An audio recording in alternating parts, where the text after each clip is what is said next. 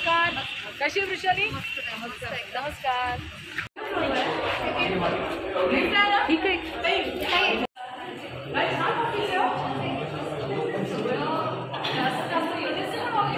राज्यात इथे घडत आहेत, तर त्यासाठी आज इथे ही पत्रकार परिषद आपण इथे सगळेजण जमलेलो आहोत आणि पत्रकार परिषद आज इथे भरवली गेलेली आहे. तर मी सर्व पत्रकार बांधव आणि भगिनी या सगळ्यांचं इथे मनापासून स्वागत करते आणि चित्राताईंना रिक्वेस्ट करते की आपण पुढचे सूत्र आपल्या हाती घ्यावे आणि त्यांच्याशी पत्रकारांशी संवाद साधावा. धन्यवाद. खरं तर खूप दिवसांनी तुमच्या सगळ्यांशी संवाद साधायला आज मी ठाणे शहरामध्ये आली. विषय आपल्याला कल्पना आहे की बदलापूरला जी घटना झाली त्या घटनेमध्ये अतिशय संवेदनशील घटना 4 वर्षाच्या चिमुरडीवरती दोघींवरती जो झालेला अत्याचार आहे हा मनाला हलवून टाकणार आहे. अतिशय संवेदनशील अशी घटना घडल्यानंतर पहिल्यांदा पाहिलं की राजकारणी विरोधी पक्ष कशा पद्धतीने आपापल्या राजकारणाच्या पोळ्या याच्यावरती बसतात. खरं तर राज्यामध्ये कुठेही अशी एखादी घटना झाली ना तर ती लज्जास्पद.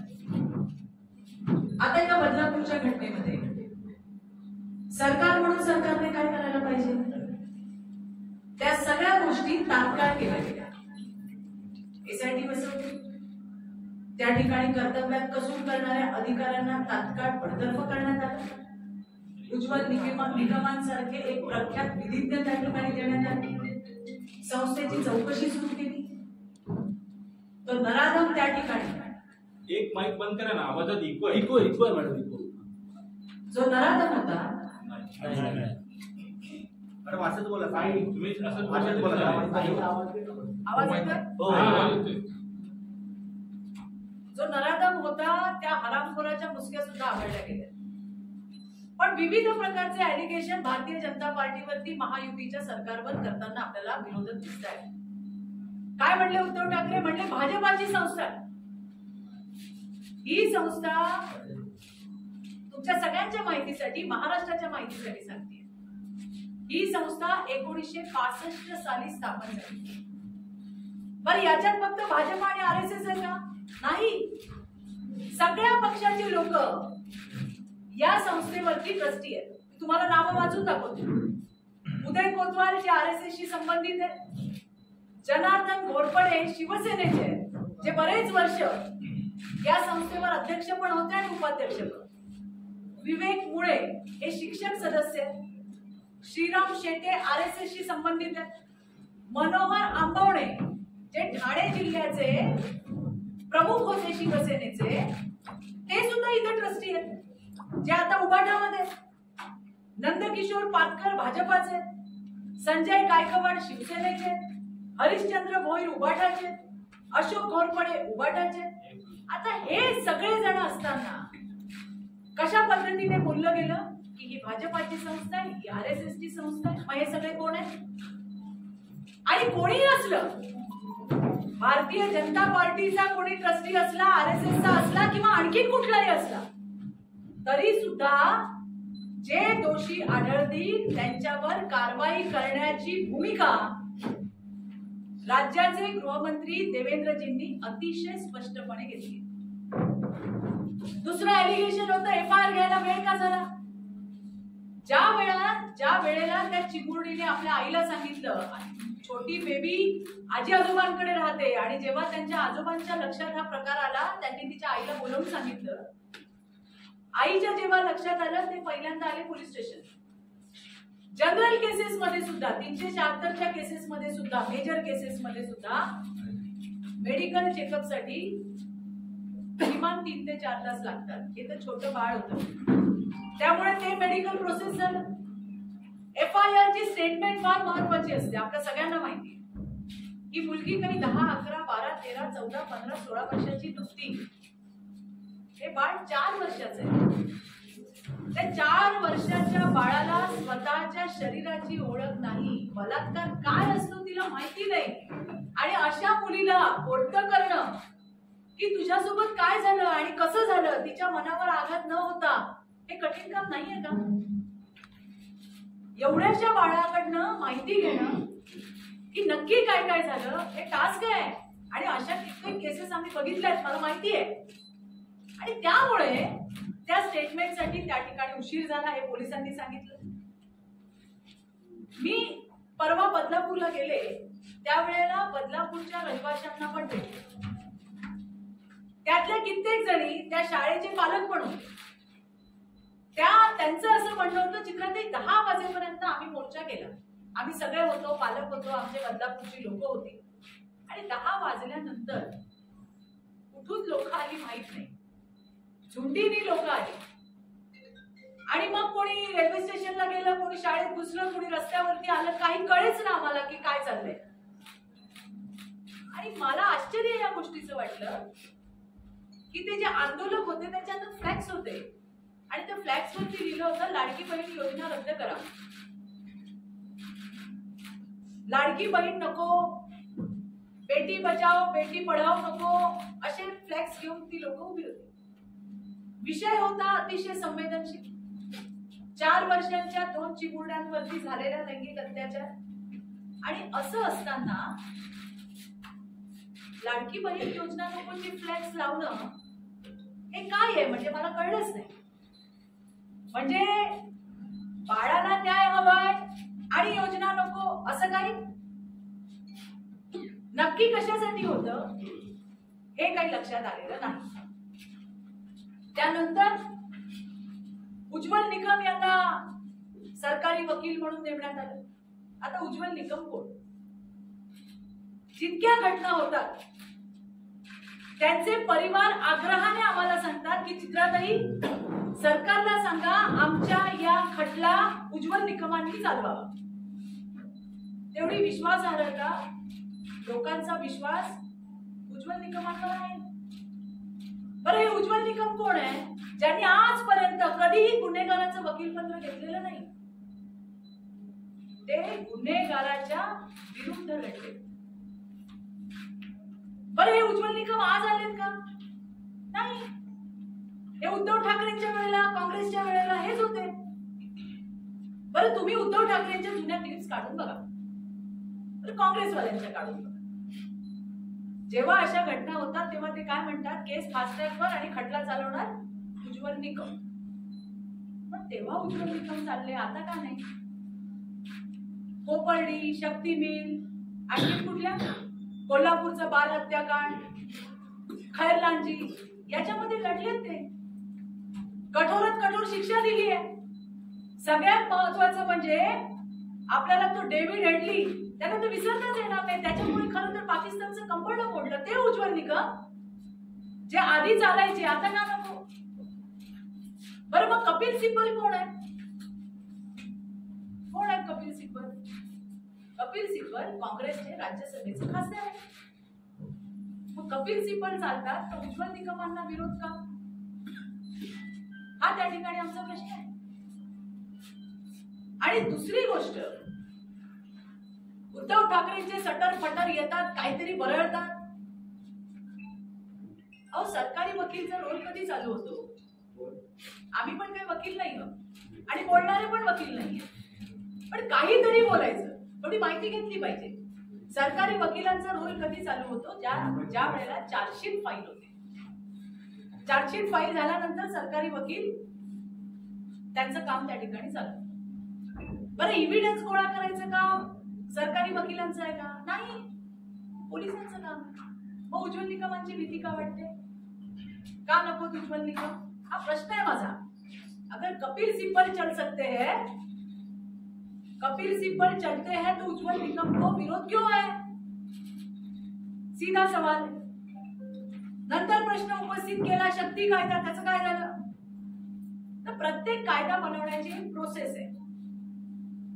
हा मसुदा त्या ठिकाणी महामहिम राष्ट्रपतींकडे पाठवल्यानंतर त्याच्यात त्यांनी सूचना केल्या, त्या परत करेक्ट करून पाठवल्या. तो होणारच. या 70 वर्षामध्ये कुठल्याही सरकारला सुचलं नाही, ते मोदी सरकारने केलंय. काय होतं आपल्याकडे? आपल्याकडे होती दंडसंहिता. ही दंडसंहिता मोदीजींनी बंद केली आणि न्यायसंहिता आणली. आणि त्याच्यामध्ये सुद्धा अतिशय स्ट्रिक्ट असे प्रोव्हिजन केलेले आहेत. ही झाली बदलापूरची पार्श्वभूमी जी मी तुम्हाला सांगितली. आता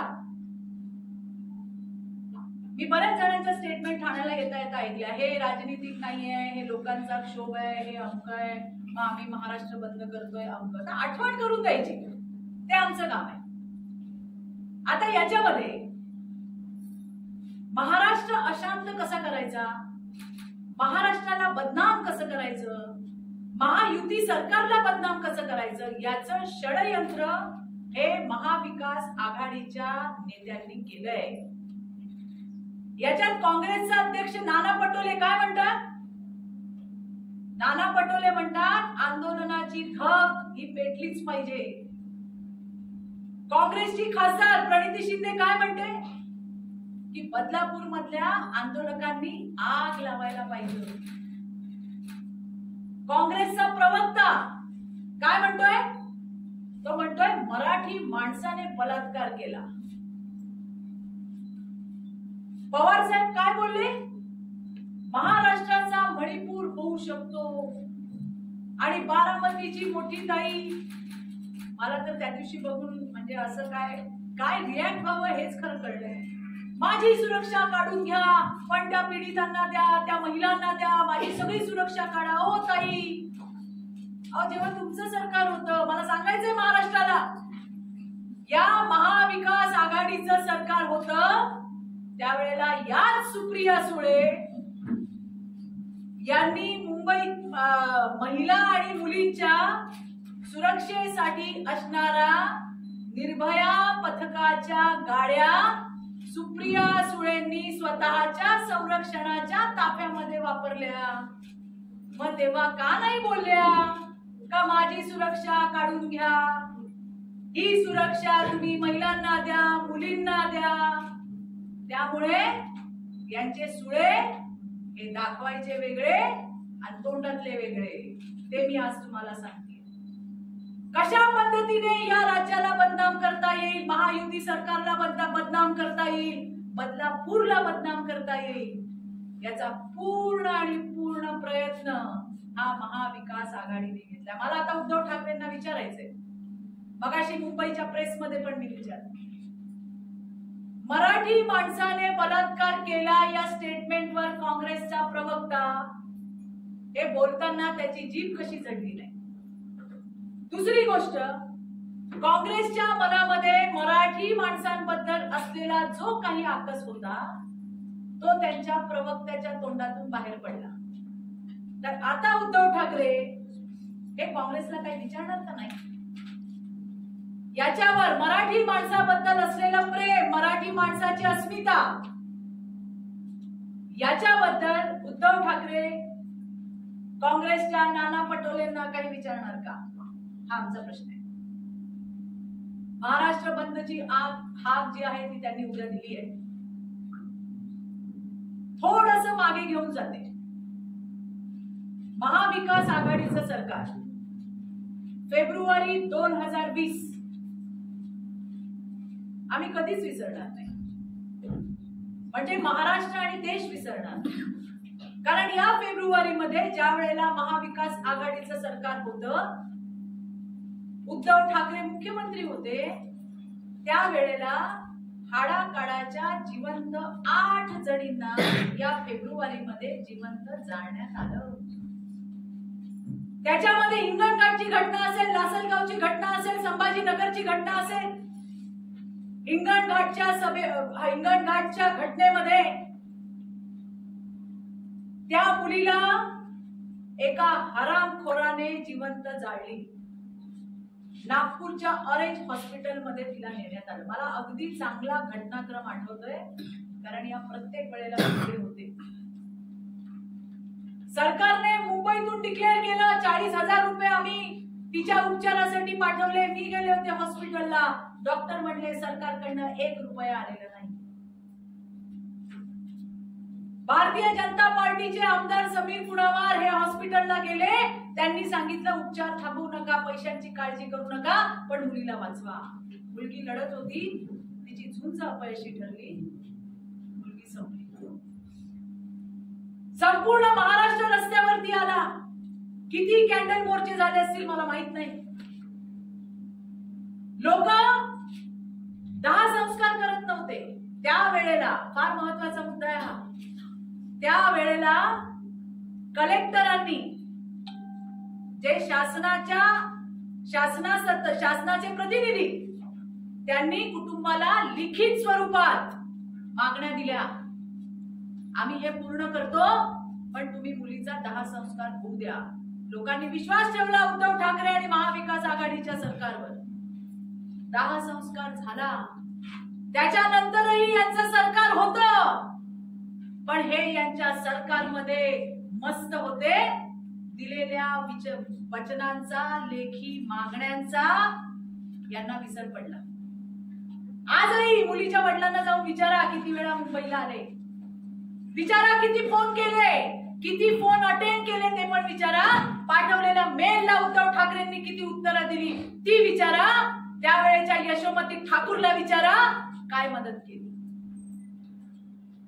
ज्या वेळेला महायुतीचं सरकार आलं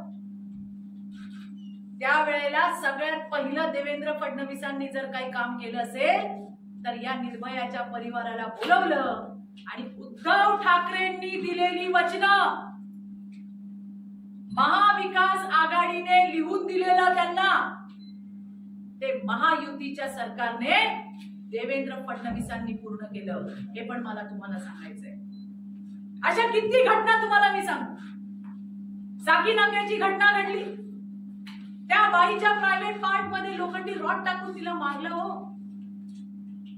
आणखी किती घटना सांगू. नांदेडची घटना, अल्पवयीन मुलींवर बलात्कार. डोंबिवलीचं प्रकरण तुम्हाला माहितीये. 15 वर्षीय मुलीवर 33 जणांनी कित्येक महिने लागोपाठ बलात्कार करत होते. दिवाणताई तुम्हाला माहितीये. पुण्याची गँगरेप केस असेल, पिंपरीची चिंचवडची असेल, बीडची असेल, चंद्रपूरमध्ये तर ज्या मुलीवरती बलात्कार झाला तिला हे सगळं सहन नाही झालं आणि तिने स्वतःला संपवून टाकलं. दिशा सालियन सारख्या तरुणीचा, त्या अभिनेत्रीचा संशयास्पद मृत्यू झाला ज्याची संशयाची सुई आदित्य ठाकरेंवरती आहे. आता त्याच्यावर मी फार बोलत नाही कारण जे असेल ते समोर आपल्याला येईलच. संभाजीनगर असेल, अशा किती तुम्हाला सांगू मी घटना. सांगली आहे, संभाजीनगर आहे, बीड आहे, मुंबई आहे, पुणे आहे, पिंपरी चिंचवड आहे, नांदेड आहे, वर्धा आहे. अशा कित्येक घटना सांगता येतील की ज्या ठिकाणी लहान मुलींवरती आणि महिलांवर बलात्कार झाले, सामूहिक बलात्कार झाले.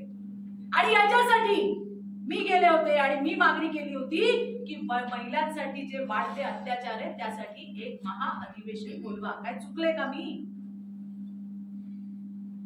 महाअधिवेशन तर उद्धव ठाकरेंनी बोलवलं नाहीच निरंजन, पण माझ्यावरती गुन्हे दाखल केले. हे तर काहीच नाही. कोरोनामध्ये हे तर तोंडाला मास्क लावून फेसबुकवरच बोलत होते. राज्यामध्ये क्वारंटाईन सेंटर मध्ये 2 बलात्कार झाले. उद्धव ठाकरे तेव्हा मुख्यमंत्री होते. महाविकास आघाडीचं सरकार. महिला बाल विकास मंत्री यशोमती ठाकूरच्या अमरावतीमध्ये एका मुलीच्या गुप्तांगाचा स्वॅब घ्यायचा संतापजनक आणि किळसवाणा प्रकार सुद्धा झाला. मुख्यमंत्री उद्धव ठाकरे सरकार, महाविकास आघाडी. त्या महिला काय फिरायला गेल्या होत्या का सुट्टीवर गेल्या होत्या? क्वारंटाईन सेंटर सरकारी, त्यांच्या पूर्ण सुरक्षेची जबाबदारी सरकारची होती. त्या ठिकाणी 2 बलात्कार आणि 12 विनयभंग झाले.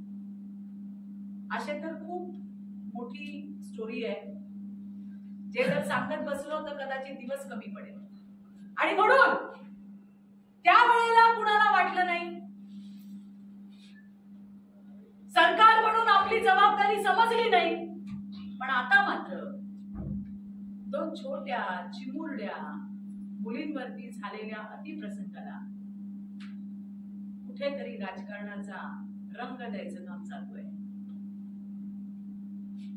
याच्यामध्ये यांचं दुखणं तर वेगळंच आहे. बदलापूर केस, बदलापूर की घटना, ये तो सिर्फ बहाना है. निशाना तो लाडकी बहन योजना है. आणि म्हणून जे मिळेल त्याच्या माध्यमातून सरकारला बदनाम करणे, महाराष्ट्राला बदनाम करणे आणि बदलापूरला बदनाम करणे हे या महाविकास आघाडीच्या सगळ्या नेत्यांचं मिशन आहे आणि हे त्यांचं षडयंत्र आहे. तुम्ही आजही बदलापूर स्टेशनच्या बाहेर जाऊन बघा, त्याच्यात त्यांनी लिहिलंय आमच्या मुली तुमच्या राजकारणासाठी नाही आहेत. हे बदलापूरकर आहे. आपण आज त्यांना ओळखतो का? अशा पद्धतीचा उद्रेक किंवा अशा पद्धतीच्या घटना ज्या पद्धतीने रिॲक्शन आल्या त्या अत्यंत अत्यंत भयानक आहे. या संदर्भात जर काही आपले प्रश्न असतील तर प्लीज विचारा. काँग्रेसच्या राष्ट्रीय प्रवक्त्या सुप्रिया श्रीनेतनी काही क्षणापूर्वी एका तासापूर्वी सांगितलं की ही घटना घडल्यानंतर महाराष्ट्र राज्याचे मुख्यमंत्री उपमुख्यमंत्री बदलापूरमध्ये जाणं अपेक्षित होतं. काय गेलं? असं आहे की त्या ठिकाणी राज्याचे जबाबदार नेते गिरीश भाऊ महाजन, त्याच्या बरोबरीने शालेय शिक्षण मंत्री दीपक केसरकर, त्यांच्या बरोबरीने स्थानिक आमदार किसन कथोरे हे त्या ठिकाणी होते. सरकार ऍक्शन मोड वरती येऊन ज्या गोष्टी करणं अपेक्षित होतं ते त्यांनी त्या ठिकाणी केलं. ज्या पटापट गोष्टी करायला हव्या होत्या त्या ठिकाणी त्यांनी त्या केल्या. 2 दिवसापूर्वीच जलदगती न्यायालयामध्ये साईन करून पेपर गेलेले. काम कुठलं थांबलेलं नाहीये. मुख्यमंत्रीही जातील आणि उपमुख्यमंत्रीही जातील, पण ते जाईपर्यंत कुणी वाट पाहिलेली नाहीये. फक्त त्या ठिकाणी बोलण्यातून नाही तर कृतीतून सरकार काय करतंय हे त्या ठिकाणी दाखवण्यात आले. मला आज लक्षात आलं, मला आज कळलंय सकाळी की देशभरातून काँग्रेसच्या बऱ्याच जणी राज्यातल्या वेगळ्या वेगळ्या ठिकाणी जात आहेत. आता प्रेस तो हमारी है मराठी में, तो मैं कहना चाहूंगी कांग्रेस की देश भर से आई हुई मेरे बहनों को, या तो अपनी महाराष्ट्र की सहयोगी जो महिला है उनसे आप जानकारी लीजिए कि जब सरकार में थे तब क्या क्या कहर इन्होंने महाराष्ट्र की महिलाओं के ऊपर डाला था, और अगर वो नहीं दे पाती तो हम तो बैठे ही हैं, कभी भी आइए पूरी डिटेल दे देंगे. जब कोलकाता में कोई घटना होती है तो हमारी महाराष्ट्र की नेता कहती है कि ये तो छोटी छोटी बातें होती है. तो इस प्रकार से जो सिलेक्टिव भूमिका लेने का काम है वो नहीं चलेगा. मॅडम, वंचित बहुजन आघाडीने असा आरोप हे केला, आक्षेप घेतलाय उज्ज्वल निकम यांना सरकारी वकील म्हणून नियुक्त करू नये, त्यांच्यामुळे खैरलांजी प्रकरणामध्ये पीडितांना न्याय मिळू शकला नाही, आरोपी मोकाट सुटले. बघा असं आहे की इव्हिडन्स गोळा करायचं काम हे पोलिसांचं. चार्जशीट झाल्यानंतर सरकारी वकील उभे राहतात आणि त्या ठिकाणी खिंड लढवतात. आपण सगळेजण महाराष्ट्रातील लोक साक्षीदार आहोत. शक्ती मिल असेल, कोपर्डी असेल, कोल्हापूरचं बाल हत्याकांड असेल, या सगळ्या घटनांमध्ये त्यांनी ज्या पद्धतीने त्या केसेस लढल्या, मी स्वतः तुम्हाला सांगते की कित्येक ठिकाणी मी गेले तर लोक मला सांगतात चित्राताई प्लीज तुम्ही आमची केस जी आहे ती उज्ज्वल निकमांना द्या, तुम्ही त्यांना आमची केस घ्यायला सांगा. की लोकांची विश्वासार्हता आहे आणि त्यामुळे कोण काय म्हणते त्याला महत्व नाही. कपिल सिब्बलला उज्ज्वल निकमांनाच विरोध काय हे कळण्याच्या पलीकडची गोष्ट आहे. जे पीडित परिवार आहे त्यांना तर विचारा त्यांचं काय म्हणणं आहे, आणि जे चांगल्यात चांगलं आपण करू शकतो त्या गोष्टी त्या ठिकाणी सरकार करते. आज सगळ्यात चांगला कायदेतज्ञ सरकारी वकील जर म्हटलं तर पहिलं नाव काय येतं तुम्ही सांगा. आम्ही लोकांना सांगतो उज्ज्वल निकमांकडे खूप केसेस आहेत, आपण दुसरा वकील देऊ. नाही नाही ताई, उज्ज्वल निकम पाहिजे. लोकांची विश्वासार्हता त्यांनी कमवलेली आहे आणि त्यांनी महाराष्ट्रासाठी काय केलं हे सगळ्यांनी पाहिजे.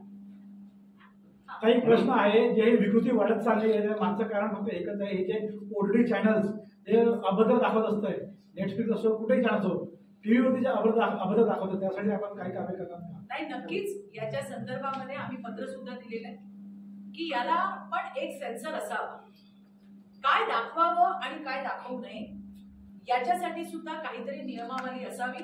आम्ही त्याचा पाठपुरावा करतोय. मला विश्वास आहे की येणाऱ्या दिवसामध्ये या ठिकाणी म्हणजे फॅमिलीला बघून आपण पाहू शकत नाही, ही वस्तुस्थिती आहे आणि त्याच्यासाठी सुद्धा नियमावली बनवावी अशा पद्धतीची भूमिका आम्ही त्या ठिकाणी मांडलेली आहे आणि आमचा पाठपुरावा सुद्धा चालू आहे. मॅडम, शक्ती कायदा अजून का पारित होत नाहीये? हा? शक्ती कायदा जो आहे तो अजून का शक्ती पारित- कायदा मी म्हटलं ना मग मॅडम, अमेंडमेंट व्हायला 5-5 वर्ष लागतात. 2019 ला गेलं. शक्ती कायद्यामध्ये जो मसुदा सरकारकडनं गेला होता त्यामध्ये काही सूचना मागवण्यात आल्या होत्या आणि त्या सूचना करून आता तो पुन्हा महामहिम राष्ट्रपती यांच्याकडे गेलेला आहे आणि तो येणाऱ्या काही दिवसांमध्ये शक्ती कायदा पारित होऊन येईल. कायदा होण्यासाठी एक प्रोसेस असतं, ते प्रोसेस तर आपल्याला फॉलो करायला पाहिजे. पण मॅडम 5 वर्षाचा जो कालावधी आहे 2019 ते 2024 म्हणजे कायदा पारित व्हायला जर एवढा वेळ लागत असेल तर इम्प्लिमेंट व्हायला किती नाही, शिक्षा मला हे- म्हणजे ह्याच्यासाठी एक मिनिट प्रश्न तर पूर्ण होते. तर ह्याच्यामधल्या ज्या तरतुदी होत्या किंवा ज्या त्रुटी होत्या त्या राज्य सरकारने 2.5 वर्षामध्ये जसं तुम्ही म्हणता की सगळ्या गोष्टींना हे केलं, फास्ट केलं जलद, मग ह्या गोष्टी पुढे करण्यासाठी का प्रयत्न झाले नाही? याच्यामध्ये 2 पार्ट मध्ये काम झालं असावं. मी काय हाऊसची मेंबर नाहीये, परंतु निरंजन पण सांगू शकेल की याच्यावरती चर्चाही झाल्या होत्या. ज्या वेळेला मसुदा झाला तो गेला, त्याच्यानंतर काही सूचना सांगितल्या, त्याच्यात करेक्शन केलं, परत पाठवलं, परत काही वरती कंत्राटी सफाई कामगार हा जो प्रकार आहे त्याच्यामुळे विश्वासार्हता जी असते, जी कायमस्वरूपी जी असते, रोस्टरवरचा एखादा शिपाई आणि कंत्राटी शिपाई त्याच्या वागणुकीमध्ये फरक असतो आणि त्याच्याबद्दल काही लिखापडी नसते आणि सगळी जबाबदारी संस्थेवर असते, शासनाने संस्थेवर सोडलेली आहे. मग ह्याला कुठेतरी पायबंद बसा, कारण शिपाई पदच बंद करून टाकलेलं आहे. नाही, यामध्ये तुम्ही बरोबर म्हणालात, यामध्ये संस्थेची लोक जे माणसं त्यांना देतात ती कंपनी या सगळ्यांशी शालेय शिक्षण मंत्री हे स्वतः केसरकरजी बोललेले आहेत आणि येणाऱ्या दिवसामध्ये जिथे जिथे यामध्ये हलगर्जीपणा झालाय त्या सगळ्यांवरती कारवाई निश्चितपणे करणार आहोत. येणाऱ्या दिवसामध्ये नवीन एसओपी, काही नवीन नियमावली ही सगळ्याच शिक्षण संस्थेसाठी लागू होईल असं मी सुद्धा ऐकलेलं आहे. आता या घटनेमध्ये नुसतं राजकारणच होणार आहे का त्या पीडित मुलीला न्याय पण मिळेल? नाही, आम्ही तर करतच आहोत. त्याला हरामखोराला फाशीवर लटकवेपर्यंत आमचा लढा सुरू राहील. आमचं फेसबुकवरचं सरकार नाहीये, ऍक्शन मोडवरचं सरकार आहे. मला तर एक घटना राहिलीच तुम्हाला सांगायची. आधीचे जे गृहमंत्री होते अनिल देशमुख, काल त्यांनी एक ट्विट केलं होतं की गृहमंत्री कुठे, काय करणार की नाही. तर अनिल बाबूंना तर माहितीच नाही की गृहमंत्री झाल्यानंतर इतर पण काम असतं, कारण त्यांच्याकडे होतं 100 कोटीचं टार्गेट, ते पैसे उधळणी करत होते. एका केसमध्ये जर तुम्हाला आठवत असेल तर जळगावच्या सेक्स स्कॅन्डलमध्ये महाराष्ट्राच्या महाविकास आघाडीचा जबाबदार गृहमंत्रीने असं स्टेटमेंट दिलं होतं की त्या बाईला गरम होत होतं म्हणून तिने घागरा काढून ठेवला होता. अशा पद्धतीचं बेजबाबदार स्टेटमेंट करणारे गृहमंत्री होते. हे गृहमंत्री देवेंद्र फडणवीस आहेत, अतिशय सजग, अतिशय सक्षम. त्यामुळे एकनाथराव शिंदे आणि देवेंद्रजी फडणवीस हे पूर्णपणे हीच नाही, याच्या बरोबरीच्या सगळ्या केसेस. आता कालची तुम्ही कोल्हापूरची केस बघा, मुलीचं वय किती होतं? 10 वर्षाच्या मुलीला कोणी मारलं हो? तिच्या आईच्या बहिणीचा सख्खा भाऊ, म्हणजे त्या छोटीचा मामाच लागला. तिच्यावरती लैंगिक अत्याचार केले, तिला मारून फेकून दिलं. त्यामुळे मला पालकांनाही सांगायचंय की आपल्यालाही थोडं सजग राहायला पाहिजे. पोलीस आहेतच, पोलीस आहे, सरकार आहे, तुमच्यासाठी आहे, तुमच्या संरक्षणासाठी. या हरामखोरांना सोडणार नाहीच. जे त्यांना मदत करतायत, ज्यांनी हलगर्जीपणा केलाय, मला तुम्हाला हेही सांगायचंय की आताच्या महायुती सरकारच्या कार्यकाळामध्ये किमान 5 ते 6 डझन पोलिसांना सस्पेंड केलंय. कारण एकच की त्या ठिकाणी तुम्ही बघितलं असेल की त्यांनी त्यांच्या कर्तव्यामध्ये कसूर केली. कालचा एक हरामखोर संभाजीनगरचा, एका मुलीने आत्महत्या केली, त्याचा भाऊ काय बोलला? आज जेल, कल बेल और परसों फिर से खेल. अशांची मुजोरी, अशांचा माज ठेचून आम्ही काढून टाकू. हे ज्या पद्धतीने चाललंय कोणाच्या जीवावरती, आणि ही अराजकता आम्ही चालू देणार नाही. त्यांना जे जे पाठबळ देतात ना त्यांना पण खडून काढू. त्यासाठी कायदा सक्षम पाहिजे मॅडम. हे जे मजुरी आहे ना मॅडम, हे जे वाढले ते कारण आपल्या पोलिसांचा प्रशासनाचा वचक नाहीये. ठाणे जिल्ह्यातलं आपण जर विचार केला तर कुठली कंप्लेंटच घेत नाही पोलीस, अशा बऱ्याच दिव्यासारख्या ठिकाणी तर देवळामध्ये पुजारी महिलेवर बलात्कार करून तिची हत्या करतात. मी तुम्हाला हेच सांगतेय, बघा समाजामध्ये विकृत हरामखोर आहेत का? आहेत. आता अशा वेळेला ज्या या घटना होतात याच्यामध्ये सरकार म्हणून सरकार काय भूमिका पार पाडतं हे आमच्यासारख्या कार्यकर्त्याचं बघणं गरजेचं आहे. मग ती उरणची घटना असू दे, मग ती तुमच्या इथली शेळफाट्याच्या इथली घटना असू दे, किंवा आणखी कुठली पण घटना असू दे, यामध्ये तात्काळ कॉग्निझन्स घेणं गरजेचं असतं. यामध्ये जे जे काही दिरंगाई करतायत किंवा त्या ठिकाणी आरोपीला पाठीशी घालायचं काम करतायत त्यांना बक्षलं जाणार नाही, त्यांना पाठीशी घातलं जाणार नाही, इतक्या स्पष्ट भूमिका या गृहमंत्री देवेंद्रजी फडणवीस यांच्या आहेत. काही लूपहोल्स असतील, तुम्हाला जर पुढे काही वाटत असेल कृपया आम्हाला कळवा. मॅडम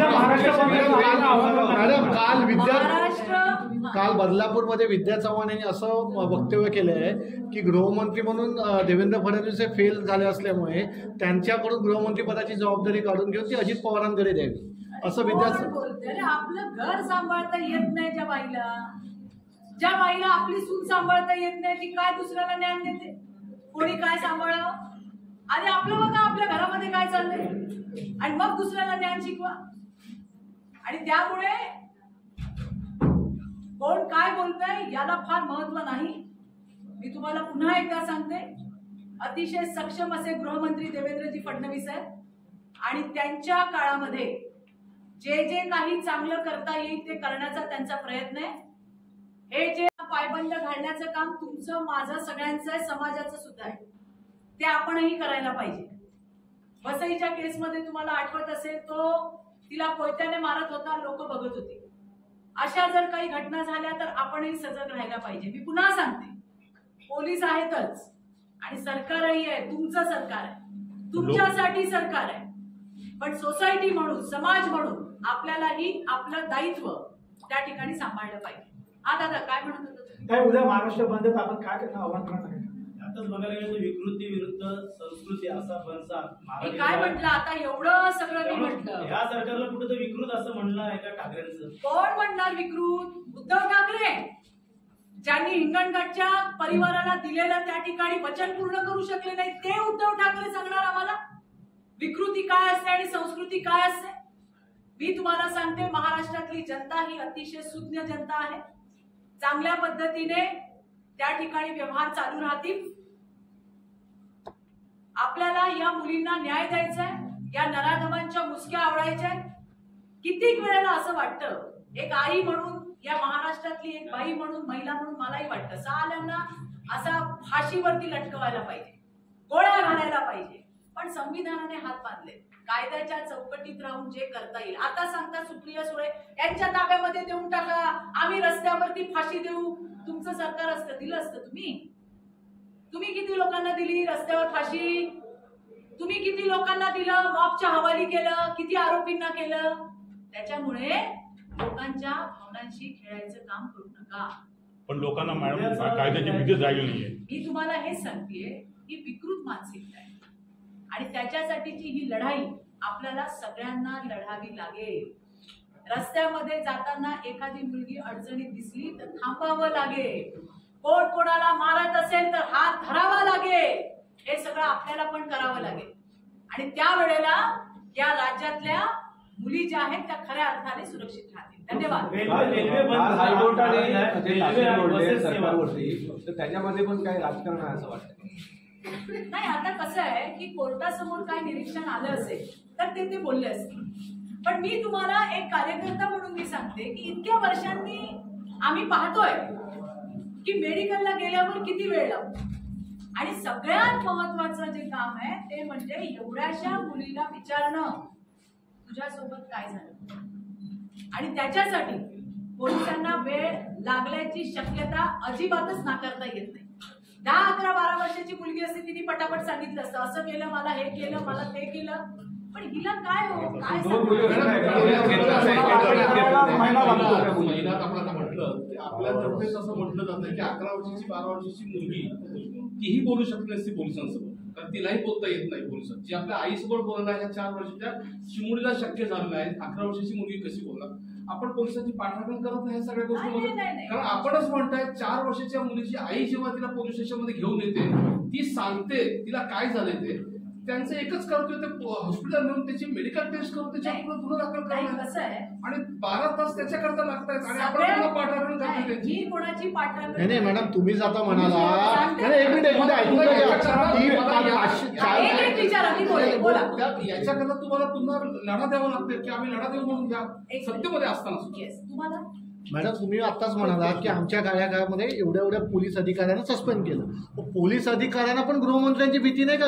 एवढ्या लोकांना सस्पेंड केल्यानंतर पण पोलीस अशा प्रकारे जर दिरंगाई करत असतील तर पोलिसांना गृहमंत्र्यांची भीती राहिली नाहीये का? कारण की अशा प्रकारे जर पोलीसच करतात ना बरोबर. आता आधी यांच्या प्रश्नाचं उत्तर द्या.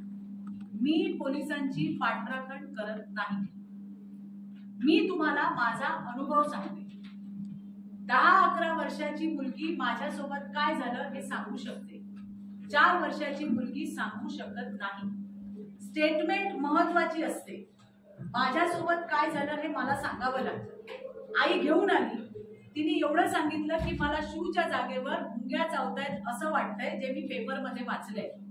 त्याच्यानंतर आई जेव्हा मुलीला घेऊन आली तेव्हा पोलिसांनी तिला प्रश्न तर विचारले, आणि काय विचारायचं 4 वर्षाच्या मुलीला, अगं तुझ्या बरोबर काय झालं कसं सांगणार?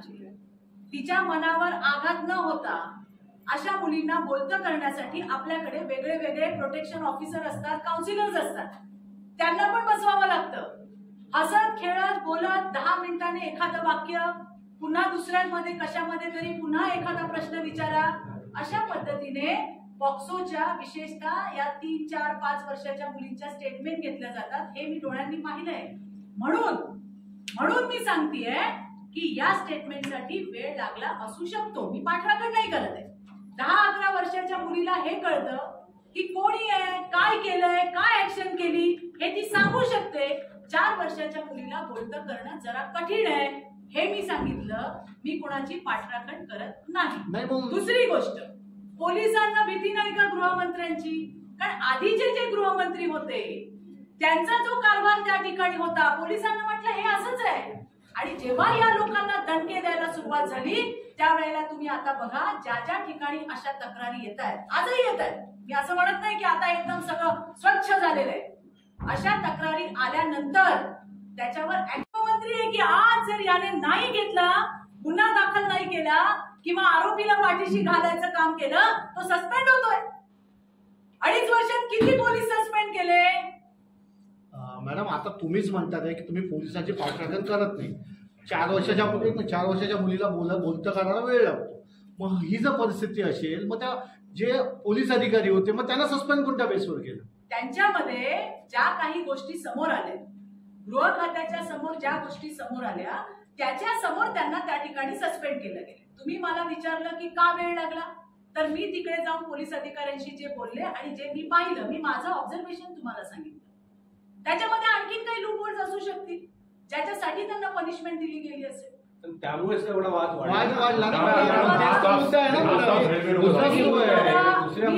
स्टेटमेंट घेतलेलं. मी तुम्हाला हे सांगतेय की त्याच्यामध्ये आणखीन काही गोष्टी असू शकतील. होम डिपार्टमेंट काय करतं, कुणाला पनिशमेंट करतं ते चित्रा वाघला विचारून नाही करत आहे. मी एक कार्यकर्ता म्हणून तिथे गेल्यानंतर त्या ठिकाणी मला ज्या गोष्टी दिसल्या की अरे हा इथे वेळ लागू शकतो, इथे वेळ लागायला नाही पाहिजे, त्या गोष्टी मी तुमच्या समोर ठेवल्या. याच्याबद्दलची त्यांना का सस्पेंड, त्याच्यामुळे त्यांना सस्पेंड का केलं, कुठल्या मुद्द्यांवरती केलं, हे तुम्हाला आशुतोषजी डुमरे फार चांगल्या पद्धतीने सांगू शकतात.